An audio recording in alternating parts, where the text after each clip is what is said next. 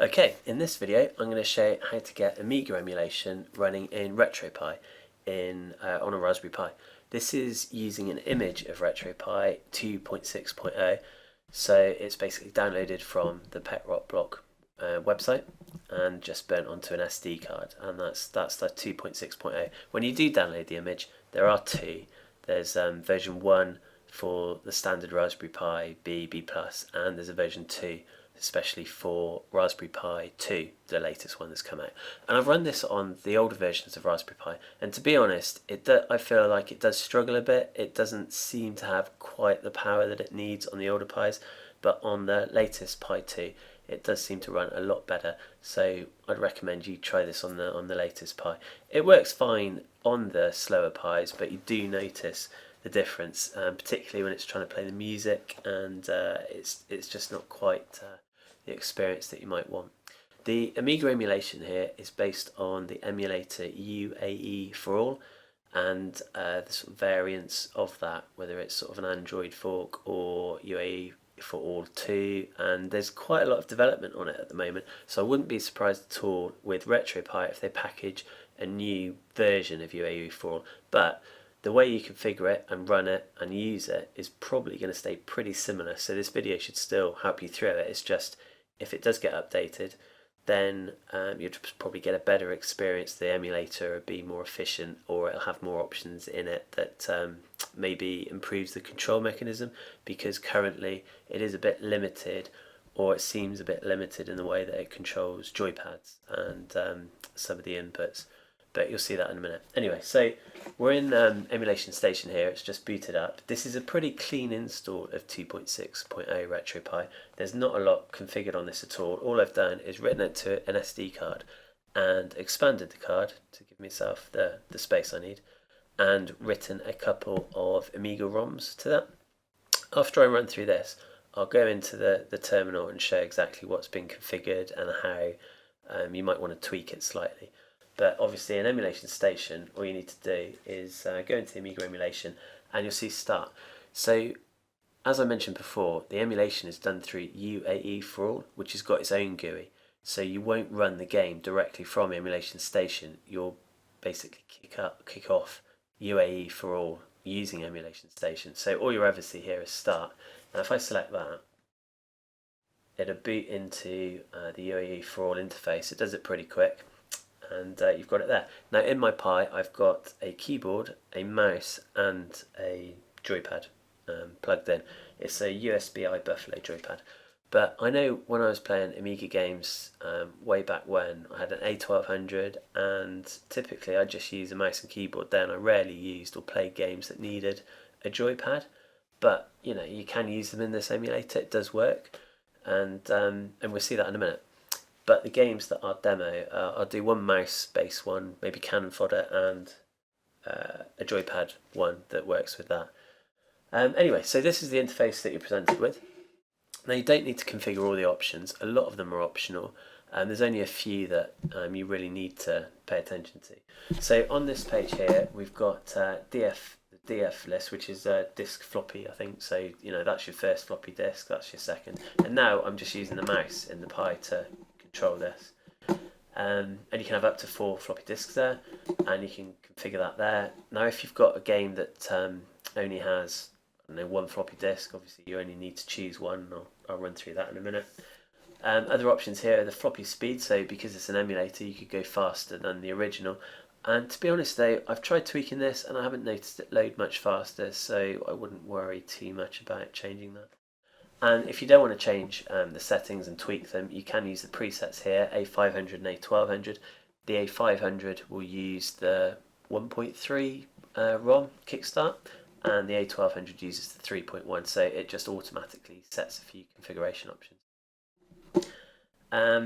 When you've loaded some ROMs, you can save the config for that particular game, and then it'll automatically remember it, and I'll show you how it remembers it when we drop into terminal. Just to go across the top, hard drive, I never change this at all. I don't think you necessarily need to tweak that. The CPU and RAM, that's what will get altered if I use the preset. So if I hit A500, it defaults to the Motorola 68000 CPU and Kickstart 1.3, and the OCS chipset, and if I hit A1200 it jumps to the 68020 and 3.1 and the AGA chipset. Now I find for best compatibility, quite often it's better to run with A500 and then maybe tweak, that should get it working, and then tweak and get it to go and working for an A1200. But it's a quick way to automatically set some settings, or you can individually override it and click. Now this kickstart is effectively like the Amiga BIOS, and the options you've got you can see listed here, up to 3.1, and I'll show you in a minute in terminal where it looks for these files. But also there's a open source Amiga BIOS, ROM or whatever, kickstart, whatever you want to call it, called AROS, and that comes with this emulator. So if you you don't have the official Amiga ROMs, you can click this AROS here, and it's quite compatible with a lot of games, and because that's supplied with the emulator, it will get you up and running in a lot of cases. And I'll show you again where those files are in a minute. But if you do have the sort of official ROMs, you can just run with one of these, like 3. And when you do, the file names for these that we'll look for in the BIOS directory for 3.1 would be kick31.rom, all lowercase. 1.3 will be kick13.rom, again all lowercase. Yeah, so I'll run A500 for the minute, and those settings are there. The display sound, I don't tend to tweak these. The defaults seem to work okay. I pretty much keep it like that. I haven't used save states. Control, pretty much keep that by default as well. Now you've got control config, which is based on the joypad. You could say, okay, I want my A button to be auto fire, X to fire, or no, I want my A to fire and X to auto fire. So, just gives you a few predefined options. Like I said, the controller joypad section here is a bit limited at the moment. For example, here, if you select joystick on port 0, it rarely seems to work. And if you put both, sometimes the second joypad works fine, but then the first joypad doesn't at all. I think I found best compatibility with selecting port 1, and then the joypad seems to work fine for some reason. But like I say, it's not been thoroughly tested on this version of uae4all, and I think the future versions and the new uae4all 2 and the new versions of that, it will be much improved. So expect some problems with joypads, but like I say, most of the games I play tend to be mouse only, so I wouldn't worry too much. Mouse speed by default 2. For some games, you'll find the mouse cursor whizzes all over the screen. I think for Cannon Fodder, I dropped it to about 0.5. But that's up to you. And then you've got custom controls where you can really specify, right, I want the joystick, button A on the joystick to do precisely whatever you select in this drop down. But I don't tend to bother with that. I just go control config, joystick port 1, that seems to work for me. Mouse speed half, and that's pretty much it. So I'm not really tweaking a lot of these settings a lot at all. I just go A500 and pretty much leave it at that. Now, coming back to the floppy drive, this is the main screen really, because this is where you're going to choose your games. Now if I hit DFO to choose what I want to put in my floppy disk, it brings up the files that it can see in the Amiga ROMs directory. Again, I'll show you that when we drop into terminal. But if I open, say, Cannon Fodder disk 1 of 1 in that first floppy disk and hit OK, it automatically puts 2 and 3 in. And that's because I've done this before, and I manually loaded the second one here and the third one here, and then I pressed save config, and it wrote out a config file to remember that setup. So then in the future, like just now, when I choose Cannon Fodder in DFO, it remembers everything else. So, it's quick and easy to load games. That's pretty much all you've got to do, unless you want to go further and tweak some more. And you can see, based on my settings, when I chose Cannon Fodder the first time and I hit save config, and basically I just did it there, config save for this game, and it writes it to the disk. I'd selected floppy disk 4, which it's remembered, and if I go to CPU RAM, okay, on this one I've selected, it's obviously running on an A1200 basis, because you can see here the chips, A1200, AGA chipset, and Kickstart 3.1 is what it's based on. And what else have I selected on this? Everything's default there, nothing there. Control, I've selected port 0, but it doesn't really matter for the joystick because I'm not going to use a joystick in Cannon Fodder. Yeah, and that's it. So when you've got your ADF files here, which you put in your ROMs directory, to start it, you just hit reset and it reboots the Amiga and kicks it off. So we'll try to do that now. The screen goes black for a minute, and I'm just going to get this sort of a cover screen there, which we don't need. Maybe a group that released that setup. Anyway, you can skip that. Now the keyboard controls for the Amiga emulator, I'll go over in a minute, because you can use keyboard, mouse and joypad. I usually use keyboard, and here's Cannon Fodder kicking it.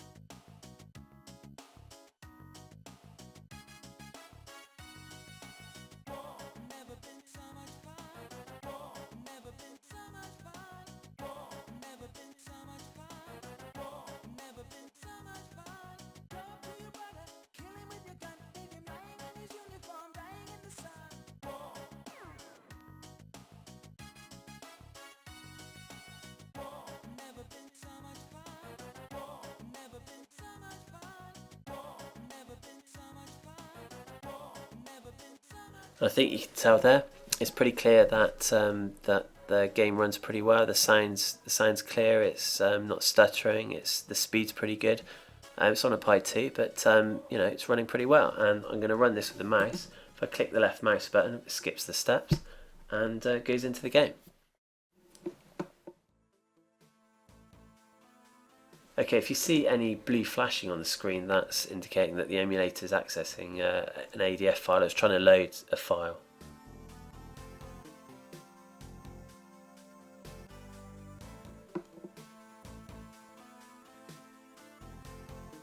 Okay, the mouse speed's pretty manageable there. It's not sort of going too fast over the screen. I think I set this to about half, like I saw on the screen earlier.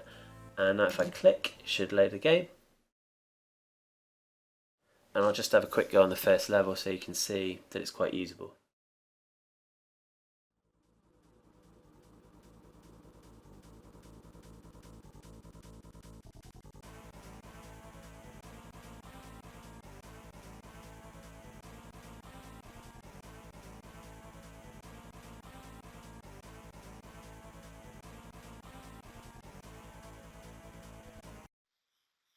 There we go, loaded in the game, got my guys down the bottom,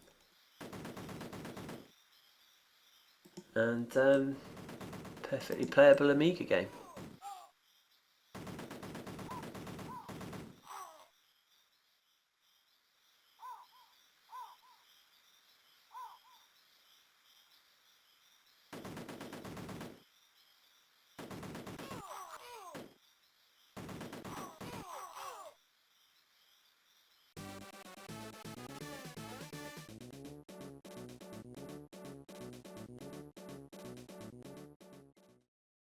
Level complete, there you go, and it's as easy as that.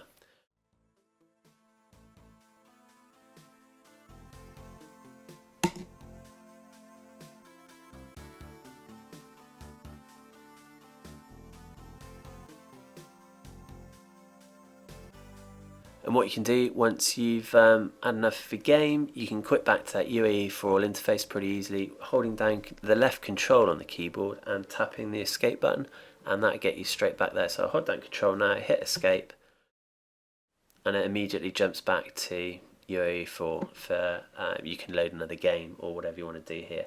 So for comparison, we'll try something that can use a joypad.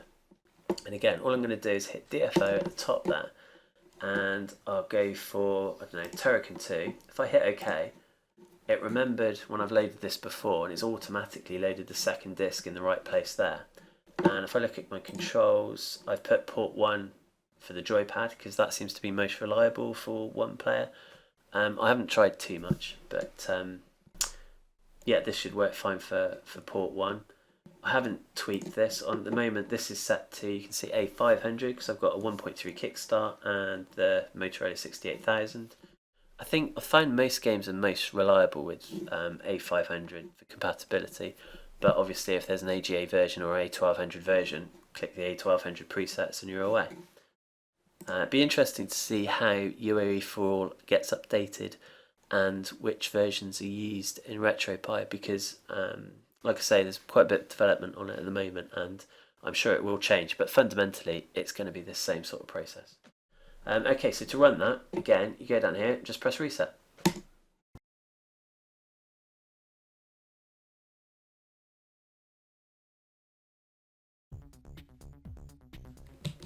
Okay, bit of a screen here.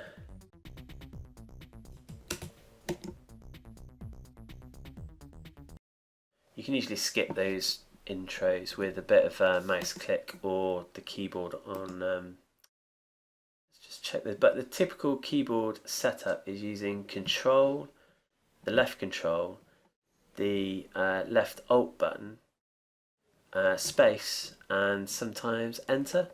So that does most of the controls, and then up, down, left, right is managed with the arrow keys up, down, left, right on the keyboard to manage those setups there. So this is just loading now. There we go, into Turrican. Press 5 to start. Now I'll get the USB joypad, and on here I'm going to click A, and it's loading up into Turrican.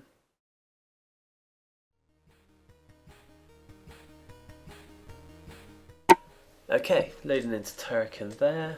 It's just finished and loading the game. I started that pressing Control on the keyboard, but it should take both keyboard input and controller. Here we go.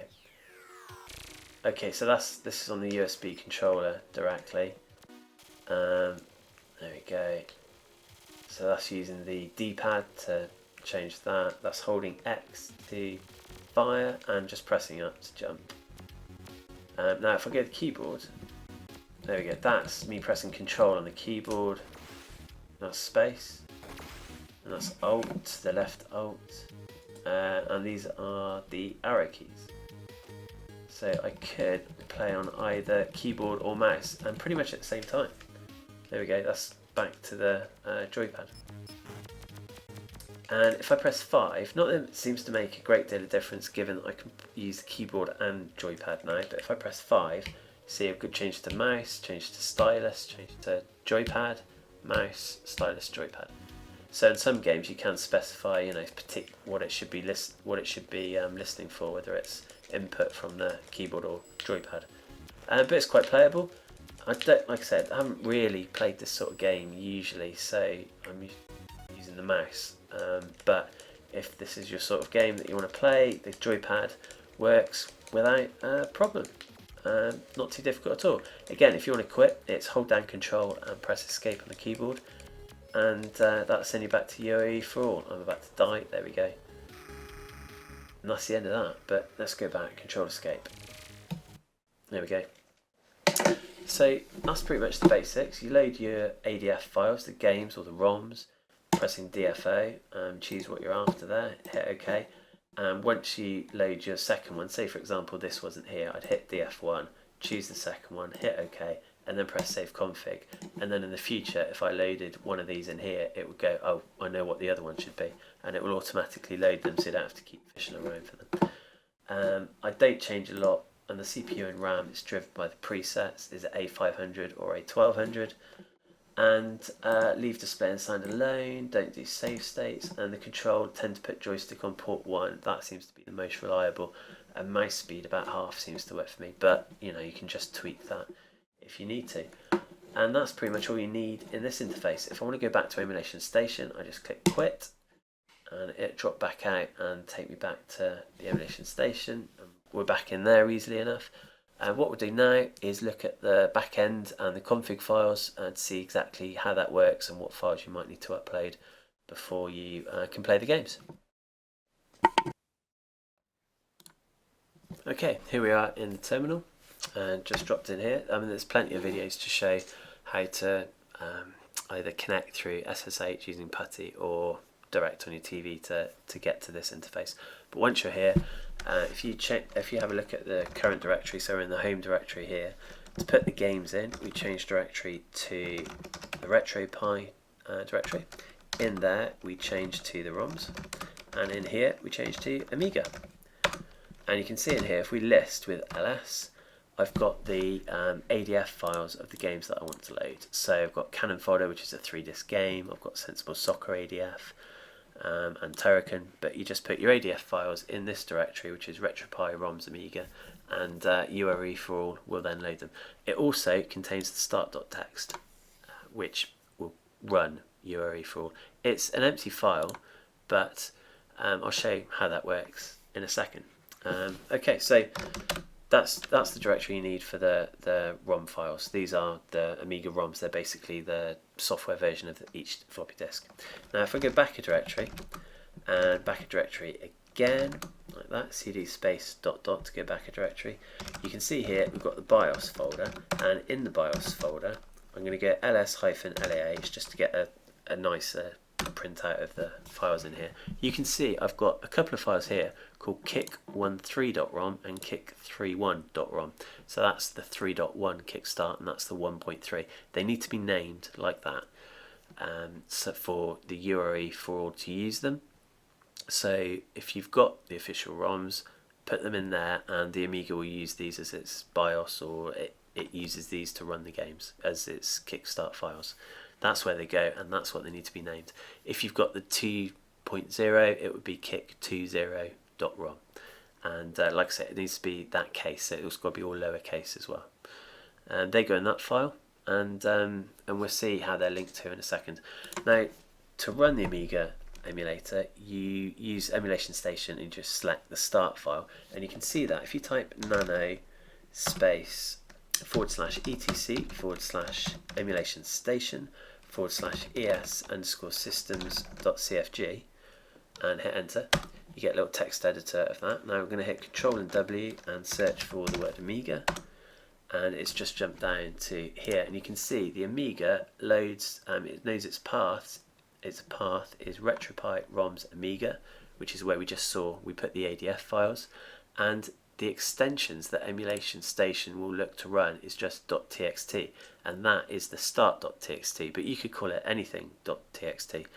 What it do when it finds that txt is just run this command, which is the emulator, which is stored in opt RetroPie emulators uae4all uae4all.sh, so it runs that script. So that's what kicks up the new GUI. Like I said, you can't run each individual game for Emulation Station interface, you run it from the uae4all interface. And whilst there might be updates to this uae4all on RetroPie setup, the configuration is still going to be pretty much along these lines. Okay, now if we quit out of that with Control X, I'm going to change directory to where the uae4all is installed, and you can do that by just copying some text. Change directory to opt RetroPie emulators uae4all, and I'm going to list that directory. And we've got a few folders in there, but the only ones that we're going to care about at the minute are kickstarts mainly. Let's have a look. Do I mean kickstarts? Yeah, kickstarts. So if I change directory kickstarts and look in there, and I'm going to do ls-lah, there we go.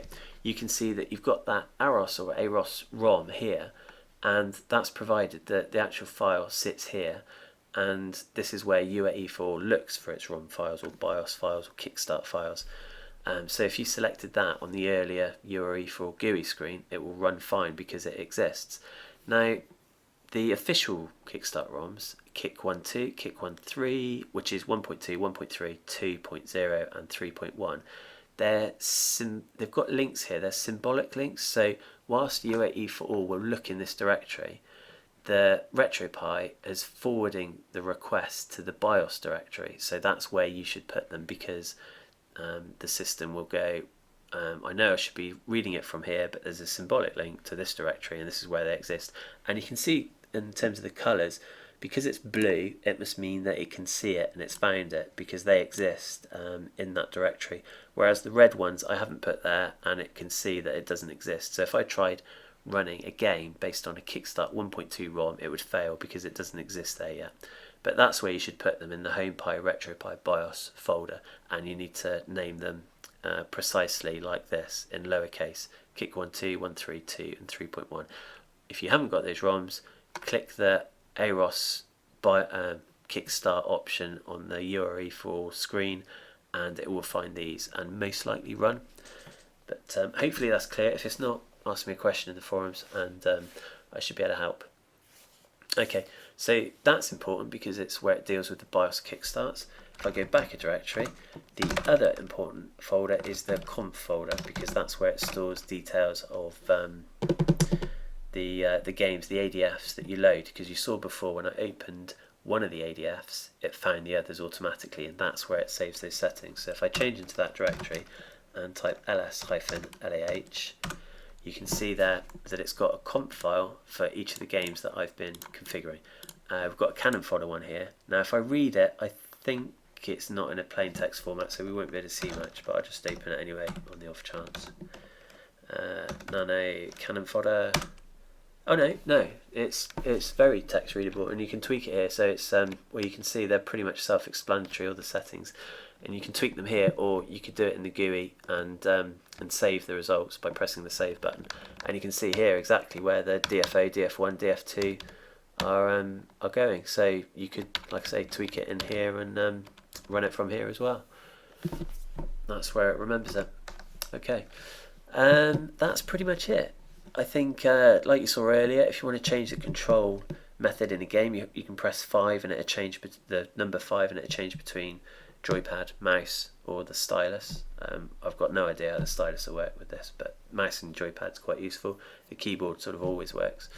Hold down control, left control on the keyboard, and tap escape to exit back to the emulator.